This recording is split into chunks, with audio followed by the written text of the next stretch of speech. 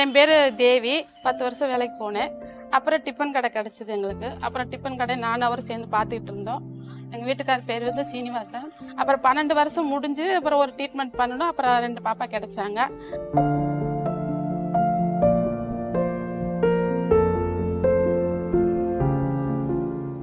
அப்புறம் திடீர்னு இப்படி ஹார்ட் அட்டாக்ல இறந்துட்டாங்க. ஆனால் 2 பாப்பா வச்சுட்டு என்னடா பண்ணுறதுன்னு யோசனை பண்ணிட்டு இருக்கும்போது தான் சரி ஏதோ ஒரு வேலை செஞ்சு நம்ம பாப்பா 2 பேரும் எப்படியாவது காப்பாற்றணும், அந்த ஒரு எண்ணம் மட்டும்தான் என் மனசுல ஓடிட்டே இருந்துச்சு. என்னோட நம்பிக்கை வந்து நான் படிக்கலைங்க. நான் படிக்காதனால வீட்டு வேலைக்கு போயிட்டு இருக்கேன். எல்லாமே அவங்க பார்த்ததுனால எனக்கு எதுவுமே தெரியாதனால இப்ப இந்த கஷ்டத்தை நான் அனுபவிச்சுட்டு இருக்கிறேன். அதனால என்னோட குழந்தைங்க வந்து எப்படியாவது படிக்கணும்.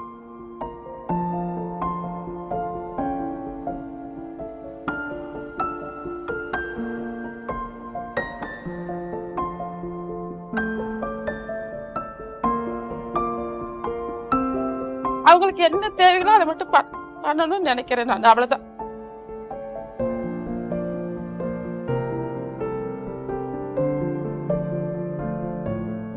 காலையில வேலைக்கு போனேன்னாங்க சார், நம்ம வந்து இந்த 2 குழந்தைங்களுக்கு என்ன பண்ணுவோம் அப்படின்னு யோசனை பண்ணும்போது அப்போ எங்களுக்காக என்ன எங்களுக்கு கிடைக்கும், இந்த பிள்ளைகளை எப்படி காப்பாற்றுவோம்னு நினைக்கும் போது அப்போ காலை டிஃபன் உணவுன்னு சார் கொண்டு வந்ததுனால எங்களுக்கு வந்து அது ரொம்ப யூஸ்ஃபுல்லா இருக்குது. அந்த பிள்ளைங்களுக்கு வந்து பசிங்கிறது கவலை இல்லாம நம்ம இங்க வீட்டுல கிடைக்கலையே, நம்ம அங்கேயே போய் பட்டினியா இருக்கணுமே அப்படி அந்த எண்ணம் இல்லாம அவங்க அங்க சாப்பிட்டுக்கிறதுனால அவங்களுக்கும் மனசு திருப்தி கிடைக்குது. பார்க்கும்போது எங்களுக்கு மனசுக்கு நிறைவா இருக்குது.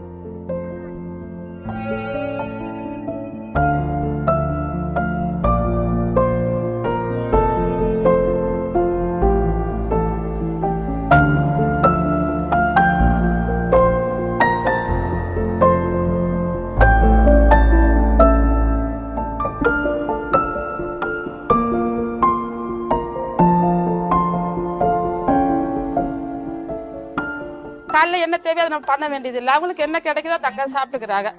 மத்தியானம் என்ன இருக்குதோ அதை சாப்பிட்டுக்கிறாங்க. அதனால நம்மளுக்கு அந்த செஞ்சு கொடுக்கணுங்கிற அந்த இது இல்லாம நம்ம நிம்மதியா இருக்க முடியுதுங்க சார்.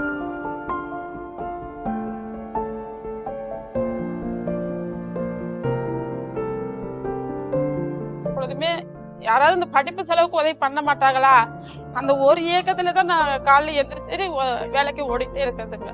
யார்ட்டையும் கேட்காத ஒரு கிடைச்ச உதவி காலையில சாப்பிடுறாங்க, மதியானம் சாப்பிடுறாங்க.